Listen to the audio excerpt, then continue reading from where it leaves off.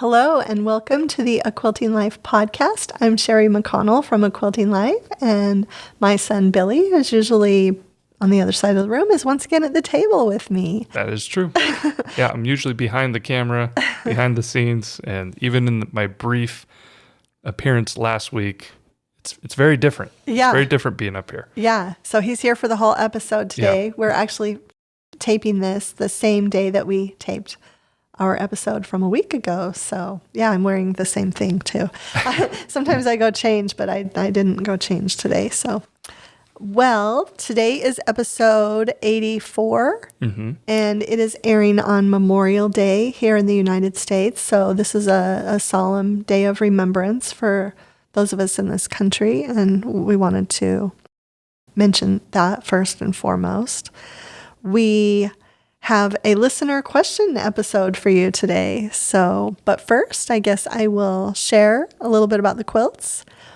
On the wall is my Happy Go Lucky quilt, and we are starting the sew along. This Thursday will be June 1st. Yep. And we will have our first video available. So I know a lot of you have been waiting for this since we first shared this quilt almost a year ago.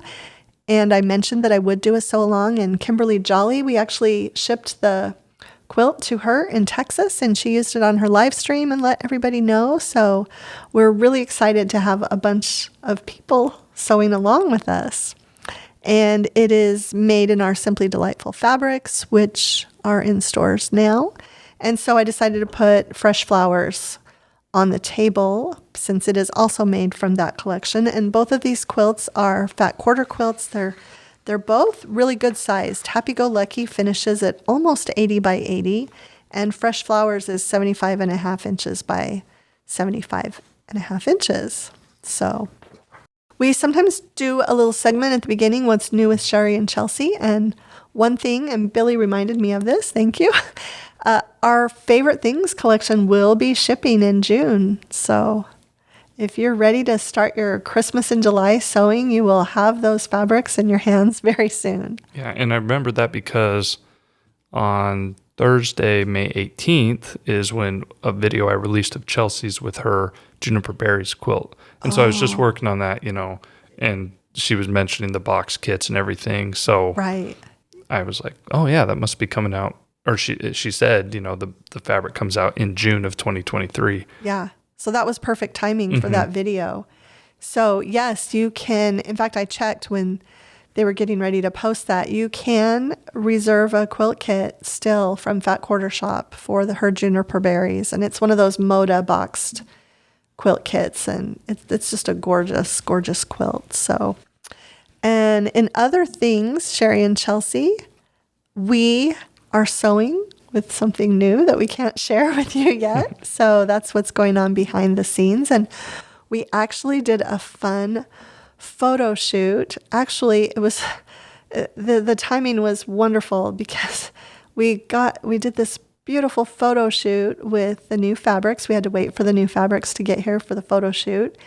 And we got some fun flowers that matched the fabrics, and we had everything set up. We took pictures in my living room and in my sewing room, and we coordinated our outfits with the fabrics. We just really, really just had a lot of fun and can't wait to share those pictures with you in July. But it was actually that evening when Chelsea had the attack from the kidney stone. So we were grateful that the photos got taken before she got sick. So do you have anything? Well, yeah, I actually forgot to mention that we do have a couple listener quilt emails to share, awesome. Pictures and everything. So I'll start out with this one. Okay. It says, hi, Sherry and Chelsea. I wanted to share pictures of a quilt I made for my dearly loved boss who has been diagnosed with cancer.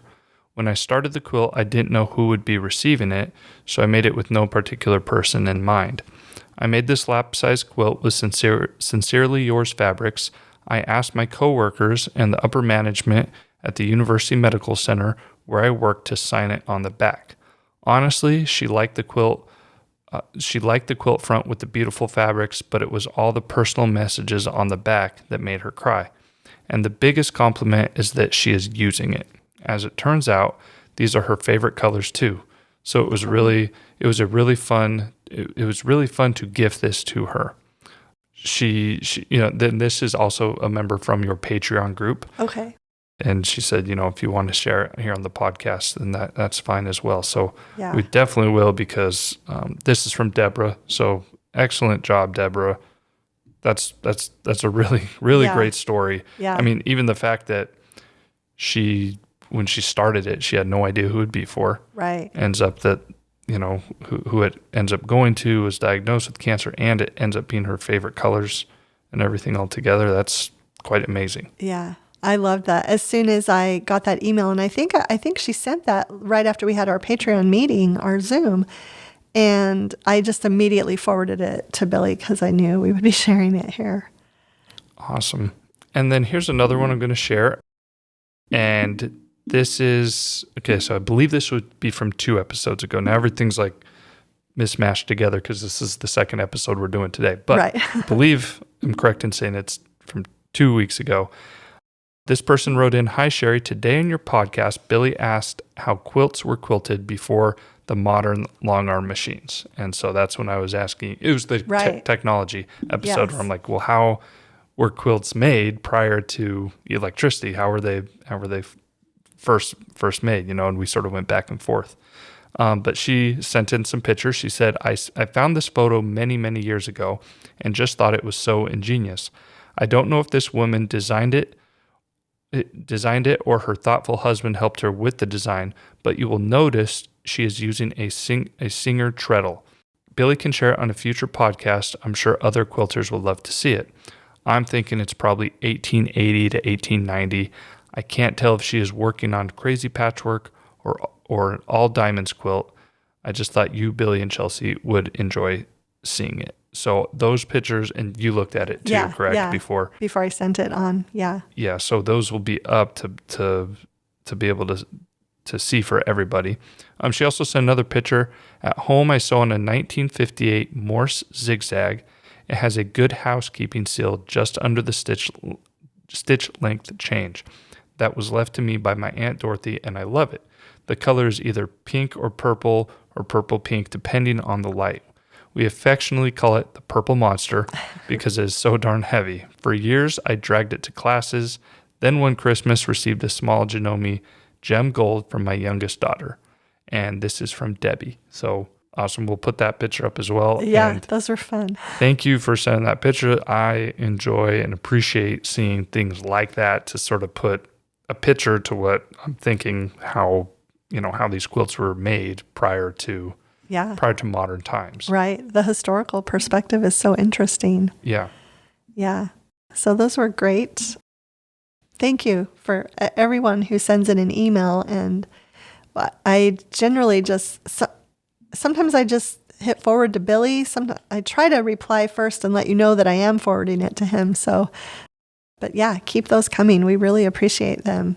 Often we share about things, and those of you listening have more insights. So absolutely, we really appreciate you sharing that with us. And so with that, and there's a couple other ones that we'll probably share. We want to space them out a little bit more, so maybe that perhaps the next episode we'll share those as well. But yeah, are you ready to jump into the listener questions? Yeah, I think so. We have a really good bunch of listener questions, and there were some that they were just going to be so much better with Chelsea here, so we saved them for the next episode where we can do that together. So if you had a question and you don't find me answering it, it might just be because I really thought you would enjoy hearing both of us talk about that. So. And thank you to everyone that did send in questions, either emailed or on YouTube. We really filled up the bank, so we are set for a while. So we want to say thank you. And sorry I can't jump in and fill Chelsea's spot and give my mom some more back and forth with some of these. I'm just like, I can read the questions, but I can't. Yeah, we'll have you read them all. Yeah. So. I think I can handle that, hopefully. Okay.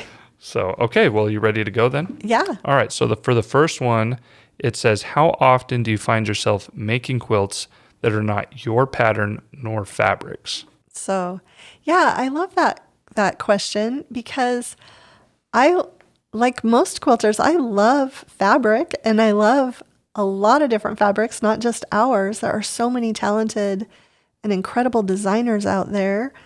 if you've been following along for a while, you probably know that I sew with a lot of Minnick and Simpson for my red, white, and blue obsession, I guess I would say. I love Lori, and it's just Lori now, but it was Lori and Polly.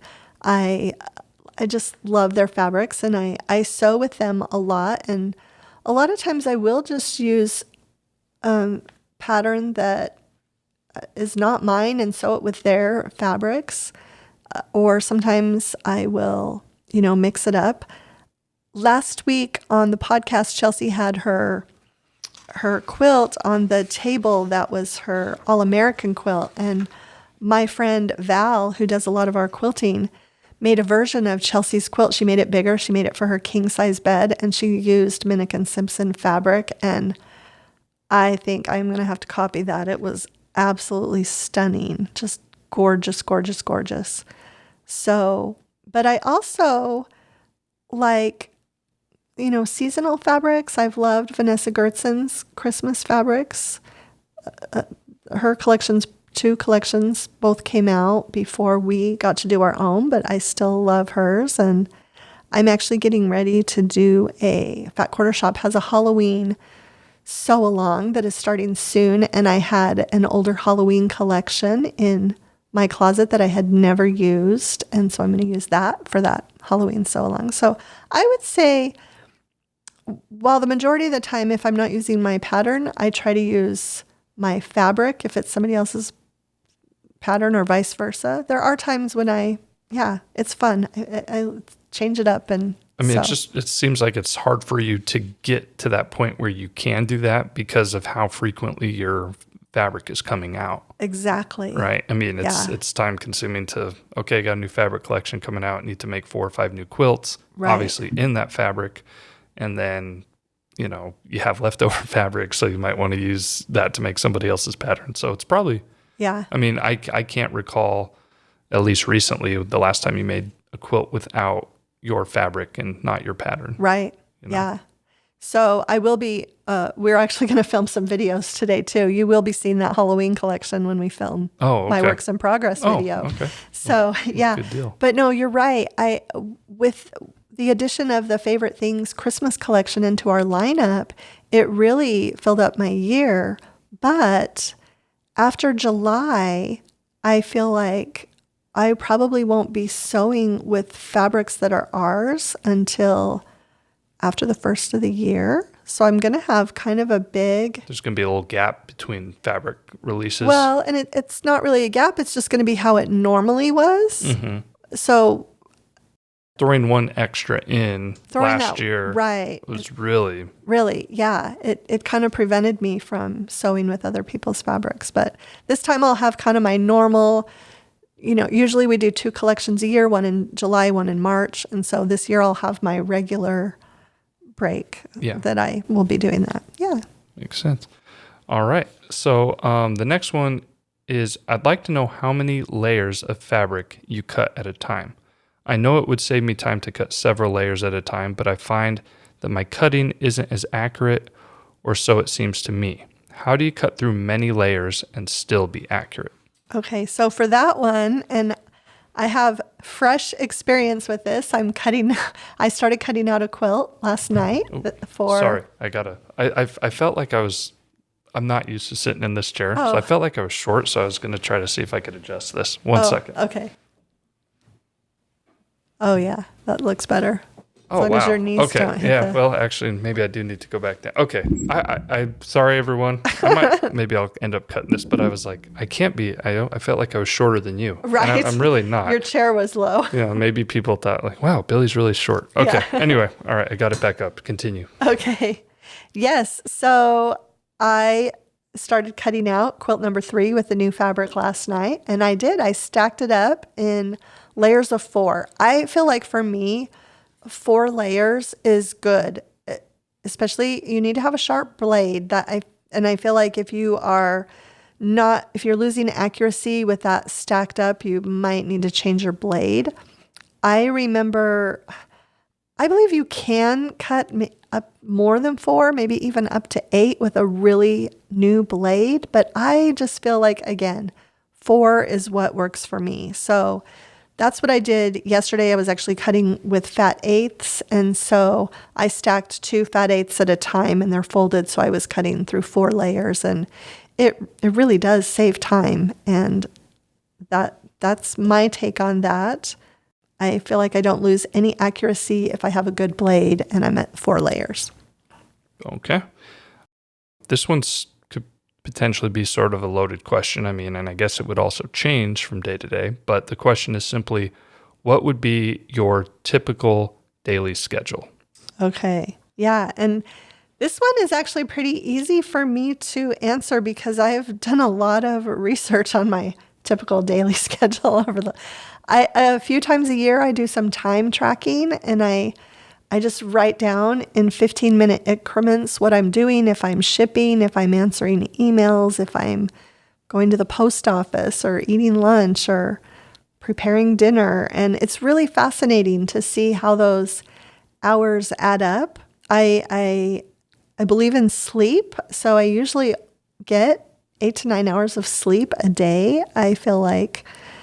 But I've also been really trying to work to make my schedule a little bit lighter and be sure that I am not working in the evenings or on the weekends. So, but typical day, I get up, and when the cooler months, I just get up and I come straight to my office and have been doing emails and shipping right away, and then try to be done with all of the computer work by lunchtime, go to the post office, take a walk, and then come back and sew until 4 or 5. So that when the weather's cool, that's what I've been doing. But our weather has just changed in the past week.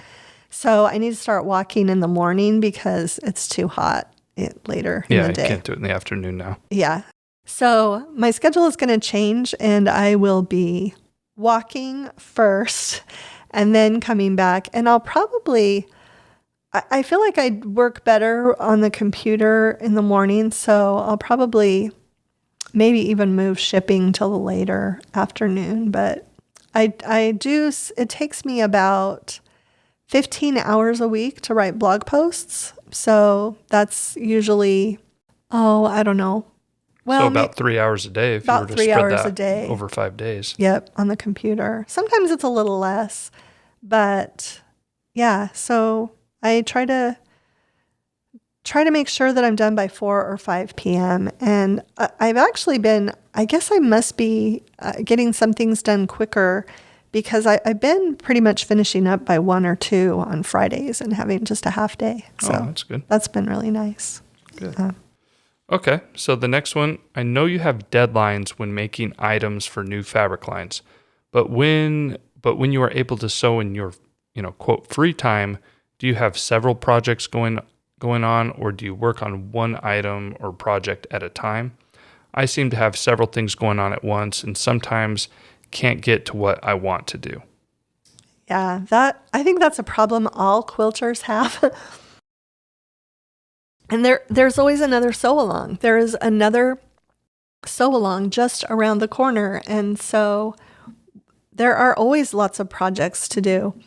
I do have an advantage with some of those things. I've been sewing along with the Fat Quarter Shop Bountiful sew along. And because I had access to the patterns early, I was able to my quilt is actually done, and we haven't even shared the 4th release yet, but I am sometimes able to work ahead on some of those things and get them done so that I have them to share with you, and I can be working on other things. But yeah, in fact, we're filming a works in progress video today, and I have all of these things I want to do, and I'm trying to just get enough of them done while I'm still working on these new quilts.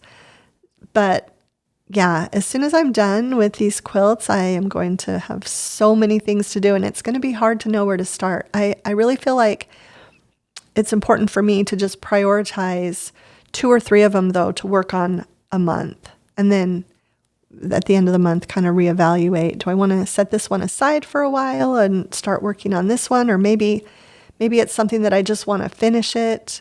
So I think just I really constantly reevaluate what I want to work on. So and it doesn't bother me. I know I have a sister-in-law who she makes a quilt and she finishes the entire quilt and then she starts another quilt and she finishes that. But That's Leanne. That's Leanne. She has to finish one Yeah. and then moves to the next. Yeah, she rarely has more than one going on at a time. So, but I kind of like it, especially since I'm always wanting to do scrappy things. That means I can add in extra fabrics. So, yeah. Well, I mean, I guess that means that she would never have UFOs, right? Because she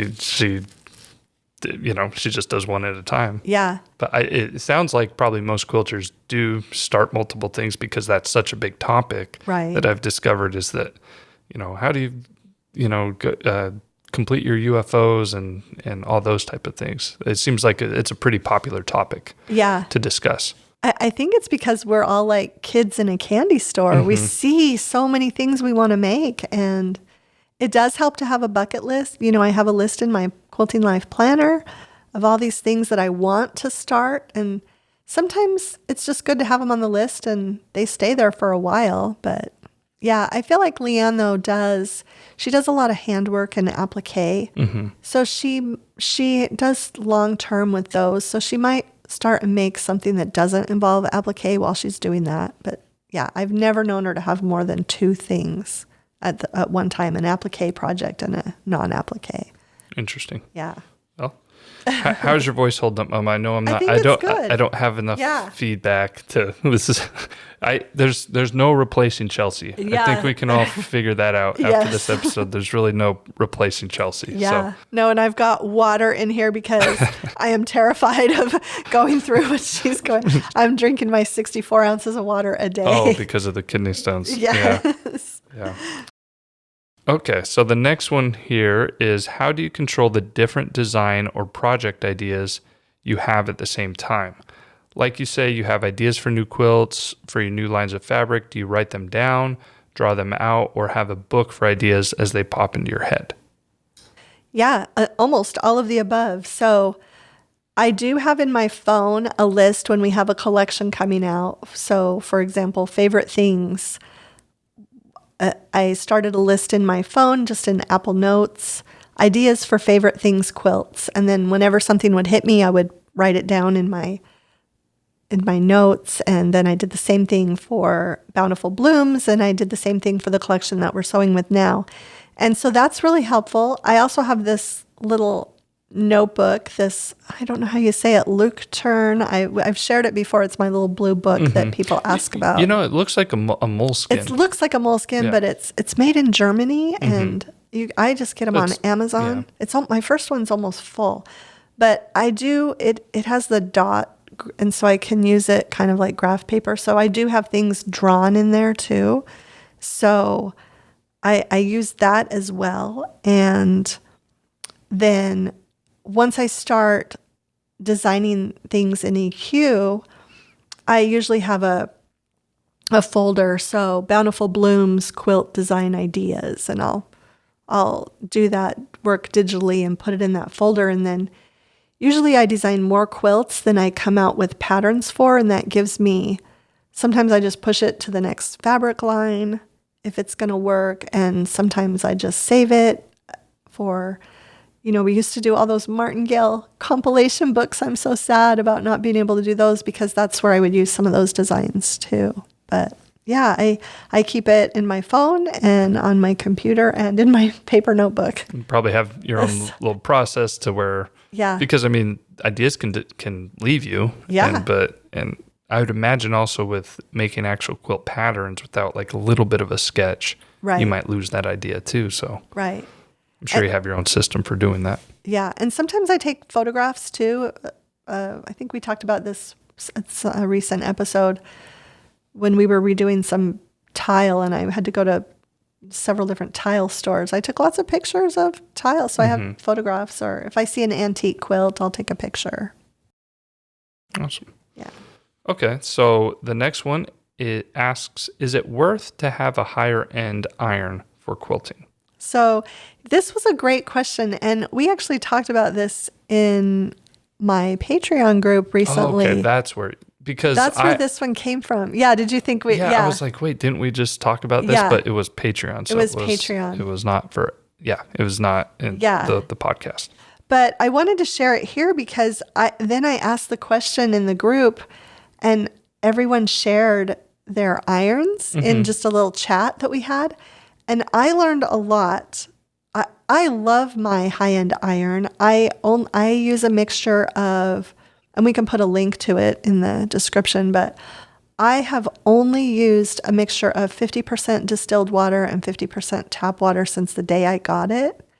And it works really well. I haven't had any problems with spitting or anything. I have noticed that it's good to keep that water well tank fill. I try not to let it get below the halfway mark. And yours is the Rowenta Steam Pro. Yes. Rowenta Perfect Steam Pro. Yeah. I still have it saved up here. Oh, you have it saved. Okay. Yeah. So that's the second. I had an earlier model of that before, and it did start spitting. And then I got this one, and I have not had an issue. I feel like I've had it more than a year, too. So I got Amazon had it on sale when I bought it. What is it called? Amazon Prime Days or something. They had a really good sale, and so I just bought it, and I love it. But let me tell you, the iron that came up mentioned more times than any in the chat. It was the Chi iron from Costco. So I haven't actually been to Costco since we had that chat, but when I go, I'm going to buy one of those for a backup because everybody raved about it for either they use it for their iron or for their backup iron. So, and that's something else that I thought was really interesting. Almost every quilter that participated in that discussion, they all have backup irons because, and this has happened to me before. We live in a small town, and if your iron goes out, you're done. You can't finish a quilt. And I remember you brought that up.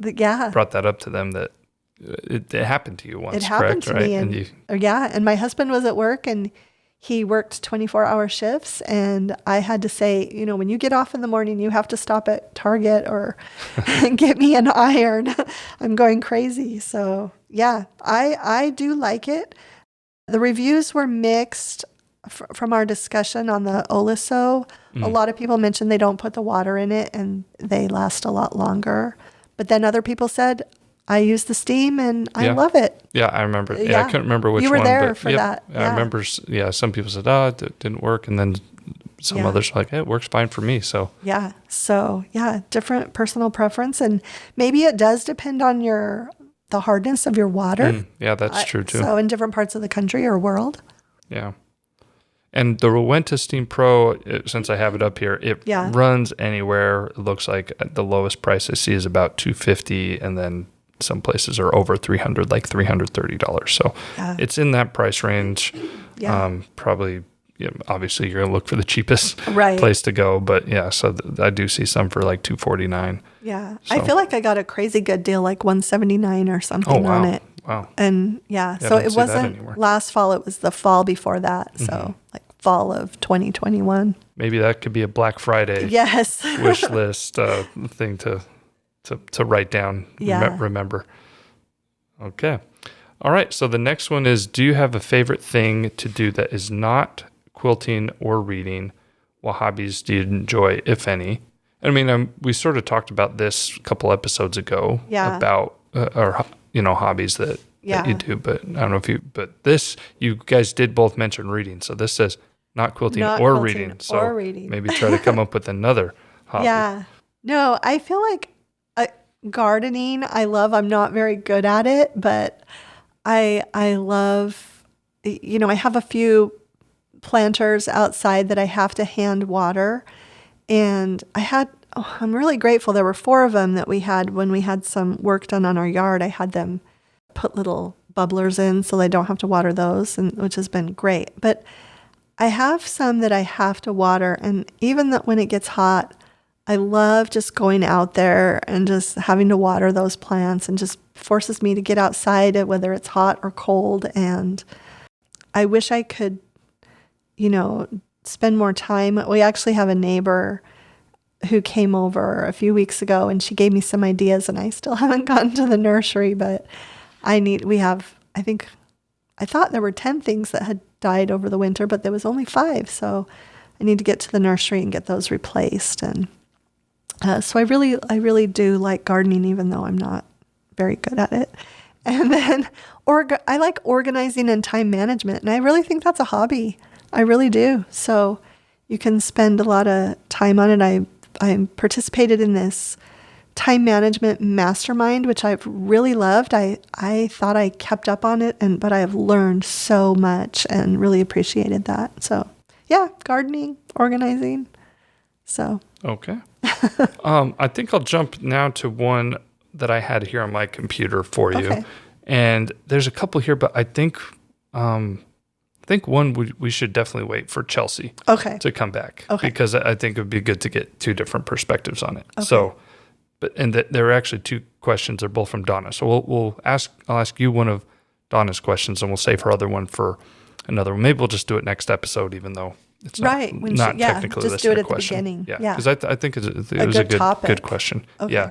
Okay, but this one is, I'm curious what kind of patterns most people use. So either books or magazines, PDF or paper.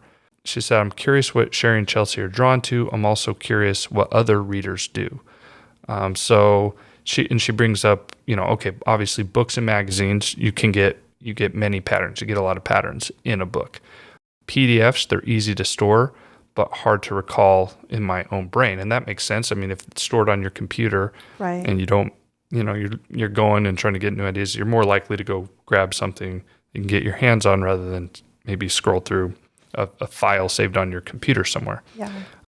Then this one, the paper though, she says, simple to recall, especially if kept in one location, but it takes up precious room in a sewing location. So if those start stacking up and you want to store other things like fabric or whatnot, and you have limited space, then yeah, I see what she's saying as well.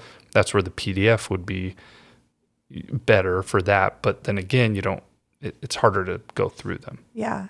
So I guess the question is, 1, what do you prefer the most? And then 2, what do you think is most popular? Maybe from your sales end, what sells more? Yeah. So first, I love paper patterns. So I guess I'm old school. I like to have it in my hand, and I do have I think a pretty good system for filing them now. I did have these 2 filing cabinet drawers in my sewing room where I was able to keep all my patterns and from other designers. Those are kind of bursting at the seams, so I've been kind of going through them, and I got these plastic boxes that are meant to store greeting cards. I just got them off Amazon, and we can put a link too, but they have little plastic dividers. So if you were storing a greeting card in there, it would say birthday or thank you, but I am able to put the name of the designer and just put these in there, and they don't take up a lot of space, and I'm going to get my filing cabinets back for papers and things like that. But that being said, I feel like PDFs are probably the most popular with most people. So, and I feel like I sell more PDFs than paper patterns, and I think Chelsea does too. PDFs, okay. Yeah. Yeah, I maybe that'd be an interesting thing to leave in the comments, everyone. Just put pattern-paper or pattern-PDF. Yeah, we could sort of take our own little poll or tally of it. Yeah. Yeah, that would be interesting. Because I do have some things that are only available as PDFs, and they seem to be really, really popular. Sometimes I worry, maybe people won't want this because it's not print, in hard copy, but yeah. I think PDF is my guess. We'll have to see what gotcha. And I'm actually when I was looking at the questions, I was like, wait, there was more. So I went back to my email, and she actually, I'll go ahead and read it. I think it's good information. It's coming from her perspective and everything. So she said, personally, I have quite a few books that I have with bookmarkers indicating the pattern that I want to make, several downloads, and many paper patterns. If I'm honest, I seem to make my paper patterns a lot more than I do any of the others. I think because I can take them with me to the computer, to to dream of the just right fabric, or even to my stash to do the same, to the kitchen table if I decide to cut fabric there instead of my sewing room, to the living room just to read it over, think about it while watching a movie at the end of the day, and of course right next to my sewing machine. So, I mean, that makes sense. The fact that you don't have to just be at your computer to look at something. And I mean, I know you can print out the PDFs as well, right? But I mean, maybe some people don't.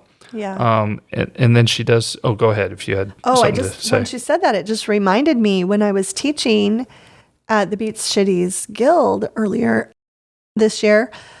Most of the women in my class had purchased the PDF from me, primarily probably because they wanted to get their fabric cut before the class.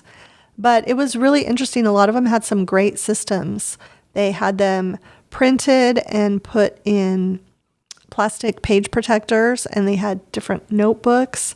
And so it was, I could really see the advantage for some of those, because my paper patterns are actually like an 8.5 by 11 sheet, but folded in half. But so they were able to print them all out full page. Mm-hmm. And so the text was a little bit bigger, and I could actually see some of them, they really just had great systems for keeping those printed PDF patterns.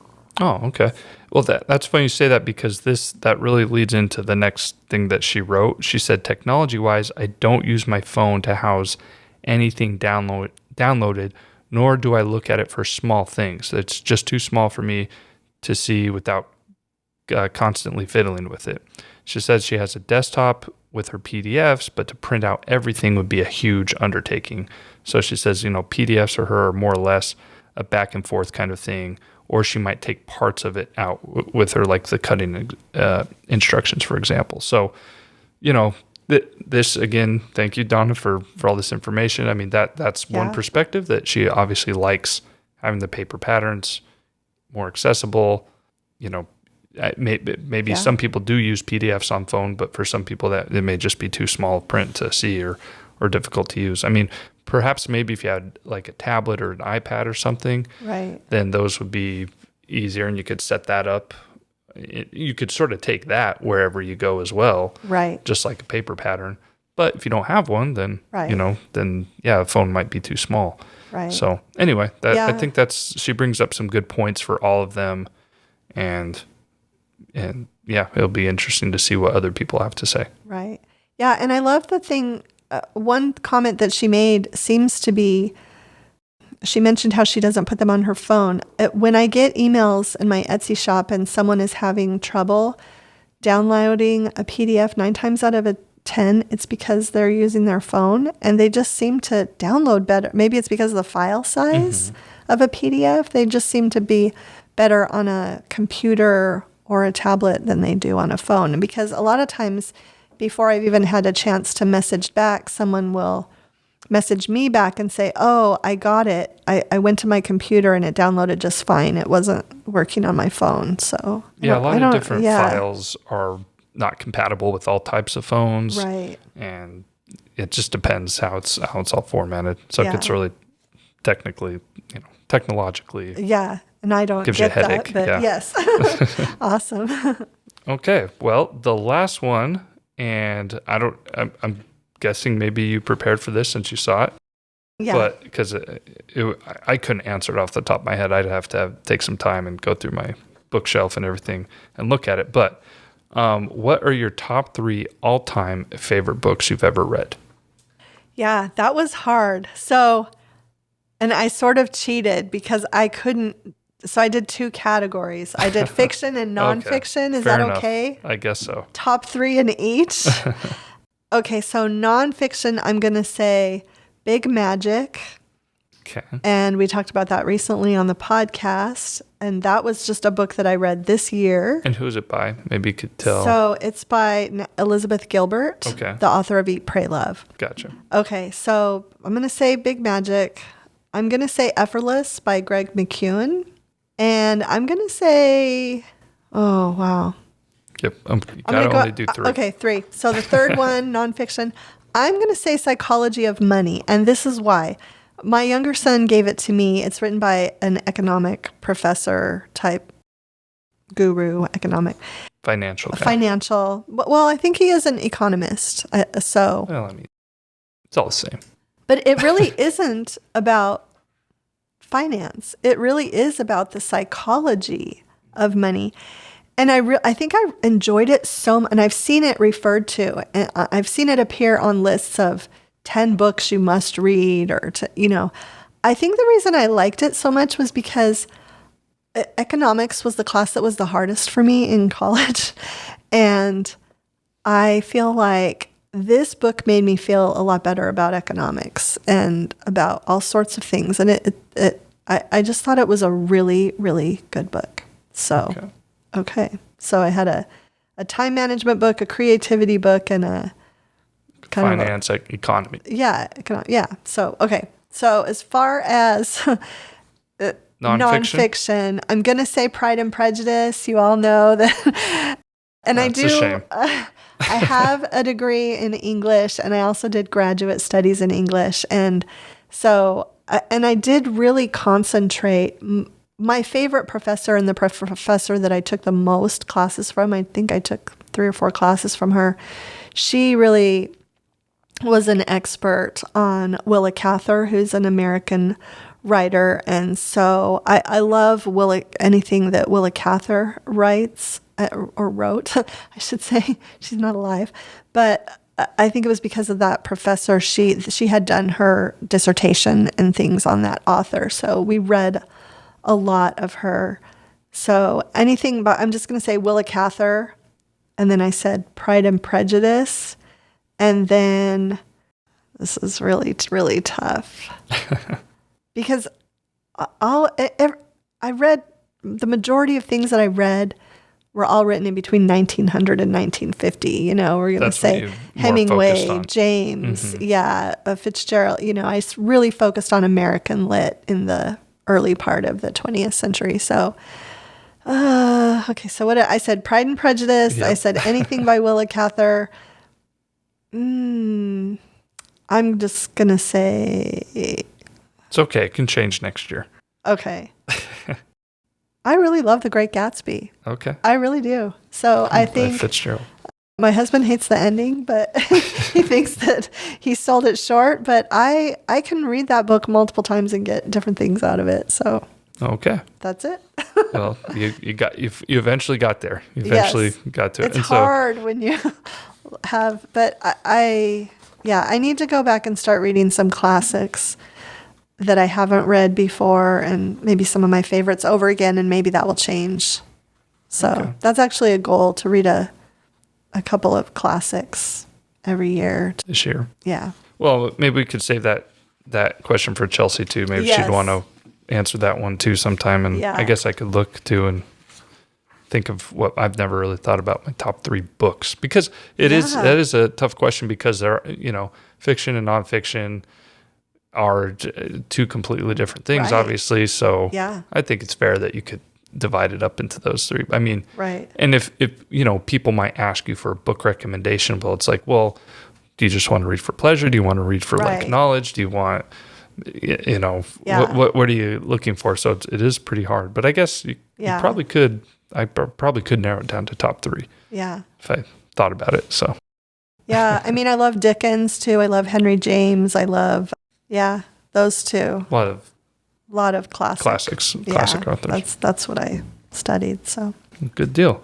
Well, those are all the ones I had either taken off from YouTube or emails and everything we had here. So we still do have a lot more questions that we will get to in our next episode, our next listener question episode, and we might throw in a few in some other episodes. Like I said, that ones that we definitely would want Chelsea to be involved with. Right. So I'll actually check real quick. It might be 1, 2, it'll only be a couple more months.